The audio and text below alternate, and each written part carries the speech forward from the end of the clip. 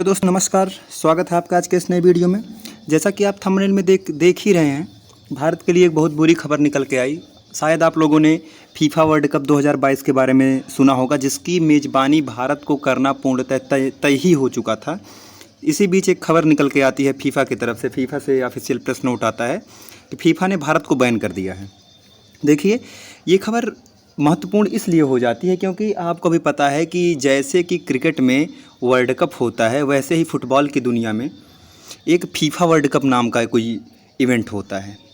ये इवेंट मैं आपको बता दूं, शायद आपको पता नहीं है कि जो आईसीसी कराती है, जो इंटरनेशनल क्रिकेट काउंसिल जो वर्ल्ड कप कराती है, उससे कहीं ज़्यादा बजट का फीफा वर्ल्ड कप होता है और कहीं ज़्यादा फुटबॉल दुनिया में लोकप्रिय है। देखिए, हम भारतीय हैं, हम क्रिकेट पे ज़्यादा फोकस करते हैं, लेकिन और दुनिया के लोग हैं, जितने दुनिया के डेवलप कंट्री हैं, वो ज़्यादा फुटबॉल पे फोकस करते हैं। आप लोगों ने फुटबॉल के कुछ स्टार खिलाड़ी जैसे भारत के सुनील छेत्री हो गए, रोनाल्डो हो गए, मेसी हो गए, इन सब के बारे में सुना भी होगा। इसी बीच हम आपको बताते हैं कि खबर क्या है। देखिए, फीफा जो है, आप पहले न्यूज़ देख लीजिए कि फीफा जो बैन कर दी है भारत के जो all India federation of football है भारत का। जैसे देखिए, मैं आपको एक चीज़ समझा देता हूँ, आपको यहाँ समझना ये उचित हो जाता है कि देखिए, जैसे कि आप लोग सुने होंगे कि भारत में क्रिकेट के कंट्रोल करती है बीसीसीआई और पूरी दुनिया में क्या करती है आईसीसी। इसी प्रकार पूरी दुनिया में फुटबॉल का कंट्रोल करती है फीफा। मैं आपको ये कन्फ्यूजन आपको बना रहा था अगर मैं आपको शायद ना बताता फिर। और अगर दुनिया में फीफा कर रही है तो ये जो भारत में इसका प्रतिनिधित्व करती है, भारत में जो एक कमेटी जो फुटबॉल को खिलवाती है बच्चों से, यहाँ पे उसको प्रमोट करती है, उसका नाम है AIFF, all India football federation. जैसे बीसीसीआई का संबंध आईसीसी से है, उसी प्रकार AIFF का संबंध फीफा से है। शायद आपको ये जानकारी पता भी हो, मैं आपको बता देता हूँ। देखिए, ये न्यूज़ के कुछ कटिंग्स हैं जो देखिए अभी 11-12 की न्यूज़ है, या आज ही की न्यूज़ है। आप 17 तारीख को आज आप न्यूज़ पढ़ रहे हैं, बहुत इंपॉर्टेंट हो जाती है। देखिए, अगर बात करें कि फ़ीफ़ा ऐसा क्यों कर रहा है, फ़ीफ़ा के बारे में मैंने आपको बता दिया। फ़ीफ़ा ऐसा क्यों कह रहा है, ये कह रहा है।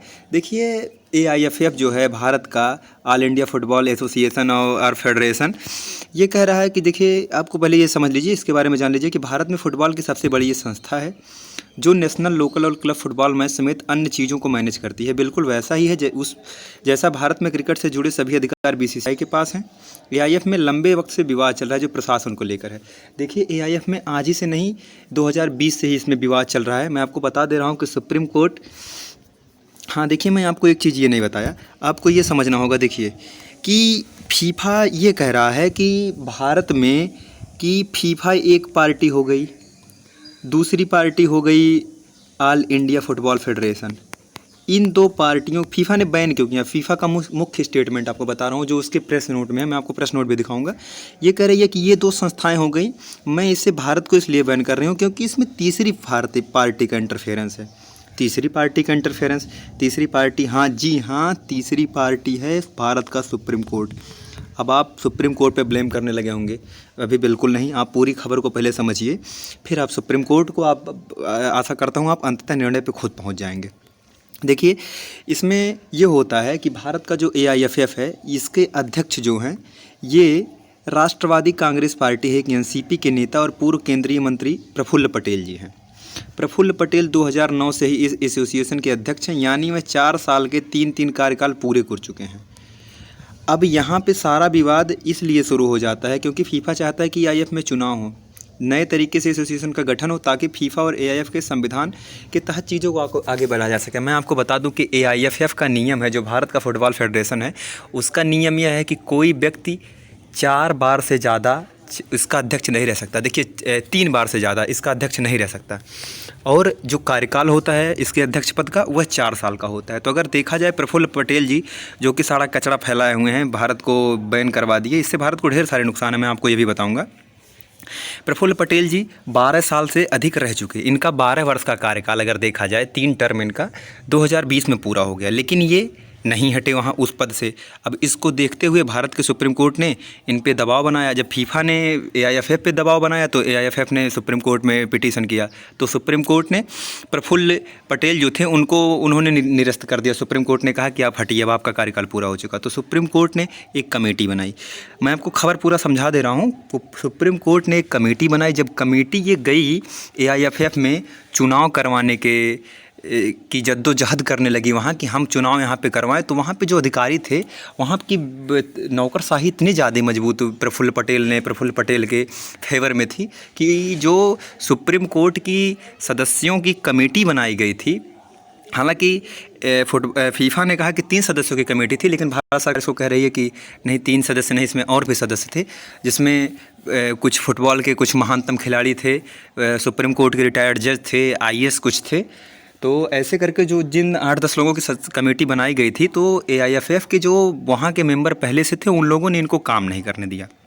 मामला आप समझिएगा, उन्होंने इनको काम नहीं करने दिया। जब इन लोगों को, इस कमेटी के लोगों को उन लोगों ने काम नहीं करने दिया, अर्थात AIFF के सदस्यों जो पहले से वहाँ पे कार्यरत थे उन लोगों ने सुप्रीम कोर्ट की बनाई कमेटी को कार्य नहीं करने दिया, तो सुप्रीम कोर्ट की कमेटी फिर सुप्रीम कोर्ट आई, ये बोली कि मुझे काम नहीं करने दिया जा रहा है। इसी को लेके सुप्रीम कोर्ट ने उनको पुनः प्रफुल्ल पटेल जी को फटकार लगाई और कहा कि ऐसा क्यों हो रहा है, काम करने दीजिए। यही बात फीफा के जब मेन वहाँ तक पहुँची, फीफा के कमेटी के पास पहुँची, तो उन्होंने भारत को रद्द कर दिया। देखिए, फीफा के सस्पेंशन का मतलब बहुत बड़ी चीज़ इसलिए हो जाती है क्योंकि सुप्रीम कोर्ट बहुत दिनों से परेशान था कि भारत में 2022 का वर्ल्ड कप होना चाहिए, जिसके लिए अब बैन करने के बाद दूसरे जगह की तलाश भी होने लगी है कि 2022 का वर्ल्ड कप कहाँ हो। अगर फीफा के सस्पेंशन के मतलब की बात की जाए तो फीफा ने भारतीय फुटबॉल एसोसिएशन को सस्पेंड किया। इसका मतलब यह है कि जब तक ये सस्पेंशन है तब तक भारतीय पुरुष फुटबॉल टीम, देखिए भारतीय पुरुष फुटबॉल टीम, भारतीय महिला फुटबॉल टीम किसी भी इंटरनेशनल मैच में हिस्सा नहीं ले पाएगी। इसके अलावा भारत के जितने भी फुटबॉल क्लब हैं जो अलग अलग देशों में हो रही लीग के साथ खेलते हैं, वहाँ पर भी कोई मैच नहीं खेल पाएंगे, या भारतीय फुटबॉलर जो किसी और लीग से खेलते हैं वह कोई मैच नहीं खेल सकेंगे। देखिए, बहुत बड़ी चीज़ हो जाती है। अगर फीफा ने बैन कर दिया है तो इसका मतलब आपका दुनिया में कोई सुनने वाला अब नहीं है। फुटबॉल के क्षेत्र में आप किसी दूसरे देश से इंटरनेशनल मैच नहीं खेल सकते, और जब तक कोई भी गेम हो, जब तक उसे इंटरनेशनल लेवल पर ना खेला जाए उसका मतलब ही क्या बनता है। देखिए, ये फीफा के सेक्रेटरी जो जनरल हैं फातिमा समोरा, इन्होंने पूरा बता दिया कि हम लोग उस पर ध्यान रखे हुए थे, सुप्रीम कोर्ट की जो कमेटी बनाई गई थी। देखिए, यहाँ इन्होंने लिखा है स्पष्ट रूप से, यहाँ पे इन्होंने बताया है कि 3 member committee of administration to assume the power of AIFF executive committee until election take place. जब तक इलेक्शन ना हो जाए तब तक इन लोगों ने नज़र बढ़ाई हुई थी, लेकिन जब इन सारी घटनाओं को इन्होंने देखा तो इन्होंने निरस्त कर दिया भारत को। मैंने आपको बता दिया कि अगर फीफा सस्पेंड भारत को करता है तो भारत को क्या क्या नुकसान होंगे। इसी बीच ये देखिए, ये प्रफुल्ल पटेल जी हैं जो सारा कचरा फैलाए हुए हैं। अगर बात की जाए, ये देखिए फीफा का प्रेस नोट है जिसमें इन्होंने ऑल इंडिया फुटबॉल फेडरेशन को बैन करते हुए ये बताया कि अब आप, जब तक आपके यहाँ चुनाव नहीं हो जाते हैं तब तक आप कहीं भी पूरे दुनिया में आपकी न महिला फुटबॉल टीम, न अंडर 17 फुटबॉल टीम कहीं भी कुछ भी नहीं खेल सकती हैं। ज्ञान समाप्त होता है। आशा करता हूँ आपको ये वीडियो अच्छा लगा होगा। अगर आपको ज्ञान समझ में आया हो तो आप अपने दोस्तों के साथ बिल्कुल शेयर करें। बहुत बहुत धन्यवाद, बहुत बहुत आभार आपका। जय हिंद।